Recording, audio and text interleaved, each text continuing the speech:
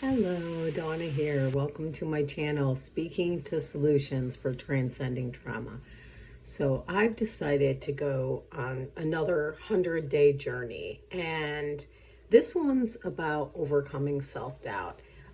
Self-doubt is definitely a byproduct you're going to notice after living through abuse. Many reasons for it. I was just thinking before I slid on here, what's the remedy or the difference of to doubting self? What's the opposite of that? That's usually where our healing or recovery is, and that is trusting self. What's the opposite of doubt? It's belief, having trust, having faith, trusting yourself. So, definitely narcissistic, abusive people are going to sow seeds of doubt. The reason they do that, just think about it. Like, they don't want you feeling empowered. When you feel empowered, you're less controllable. They want that hierarchy. Remember, it's a zero-sum game to them. There's a loser and a winner, and they're going to guarantee they're the winner. So, they definitely sow those seeds of doubt. And how does this happen? Gaslighting is one of them, to mess with your reality. That creates a lot of doubt. Even that you override your own intuition over and over again, because when they're gaslighting you, you have to take your own reality and your own truths, your own perceptions, and not believe them. So you end up having then self-doubt and lack of trust in self.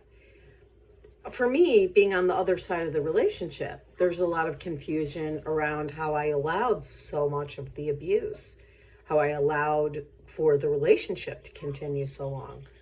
The remedy to that is self-compassion. I was conditioned for it, not just by society, because women, especially of my age, I learned, you don't get angry, which would allow me to tap into what was happening to me.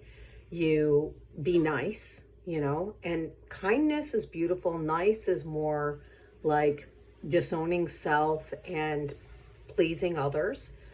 So then what does that create? It creates doubt in self, because, there's always going to still be this natural biology that rises up, like, this isn't feeling good for me, but then you're conditioned to be an acceptance of abusive, toxic, hurtful behavior. So then what happens? By living through those patterns, you create doubt inside of self. You create a lack of trust inside of self.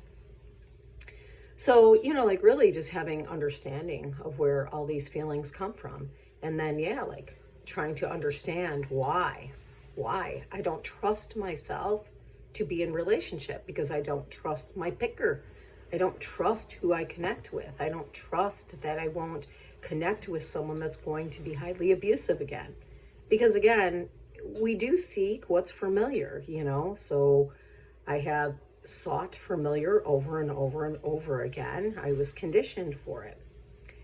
But, I always come back to addiction. That model is really good. Awareness first, awareness of my patterns for choosing relationships that are not fulfilling for me, that are not reciprocal, that are not, fulfilling, loving, caring, respectful. It just starts with really bringing in your awareness and paying attention to how your body feels around this person. Especially, we can go into fight or flight within a connection while we're out with someone, if they can trigger some of that stuff. Ironically, that can feel like some of those butterflies, like when your nervous system is highly activated and the heart starts pumping really fast. Think about it. But, putting space in between yourself and time with someone, always, at the beginning, especially giving a few days for the nervous system to absorb the interaction. I think they say it takes the brain 24 hours to totally absorb, go from one part of the brain to the other, from the short-term memory to the long-term. So like give it a couple of days to reflect and see how you feel inside. You ever notice, I've had this happen, and this is like relationships with the movie where I watch it and I think one thing when I first leave, like, oh, I thought that was not that great. And then I find myself thinking about it for days, the impact it had on me. Or I shouldn't even say it wasn't that great. It wasn't that impactful, and that was okay. I didn't really think it was that. When I say not that great, it didn't really have like an impact on me.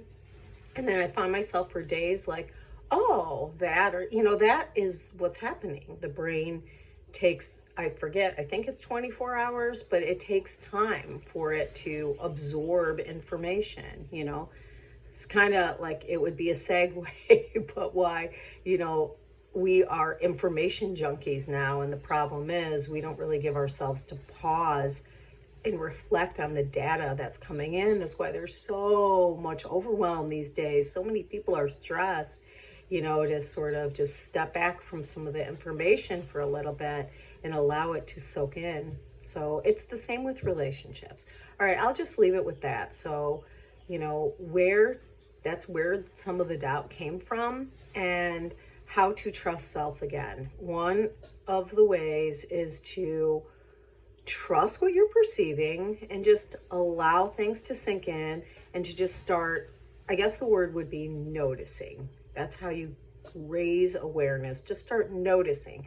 You don't need to judge, and judgment can be good or bad. Like, you don't need to say, oh, that's good or that's bad, or I like this or I don't like this. Just notice. Oh, I notice this person does this. I notice this person does that. I notice this person does this. That's all.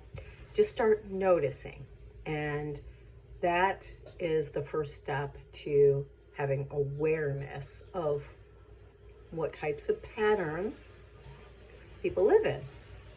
And then deciding if they are good for you. It's just a lot of conditioning, a lot of habits. And so how do we change that conditioning and habits? By creating new conditioning and habits, ones that you have the power over. All right, peace out.